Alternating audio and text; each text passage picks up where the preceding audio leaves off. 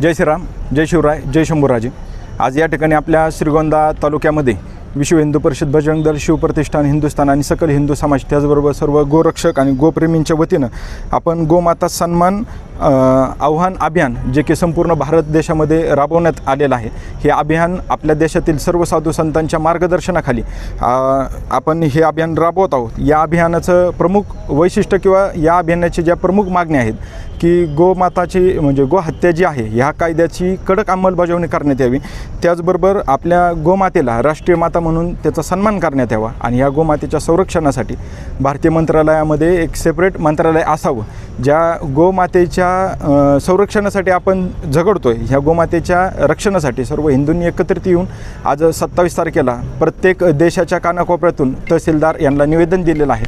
याच्या 4 प्रती आपण या ठिकाणी तहसीलदारांकडे दिलेल्या आहेत। एक पंतप्रधानांना पाठवणार आहोत, मुख्यमंत्र्यांना पाठवणार आहोत, अशा पद्धतीनं राज्यपालांना एक पत्र आपण या ठिकाणी पाठवणार आहोत आणि संपूर्ण देशभरातनं हे अभियान आज 27 तारखेला या साधू संतांच्या मार्गदर्शनाखाली आपण राबवलेलं आहे। तर आज आपण सर्व हिंदू बांधवांच्या वतीनं श्रीगोंदा तहसीलला देखील हे निवेदन दिलेलं आहे आणि या निवेदनामार्फत आपण सरकारला हीच मागणी करतोय की लवकरात लवकर आमच्या या मागण्यांचा विचार करण्यात यावा आणि या मागण्यांची पूर्तता करण्यात यावी।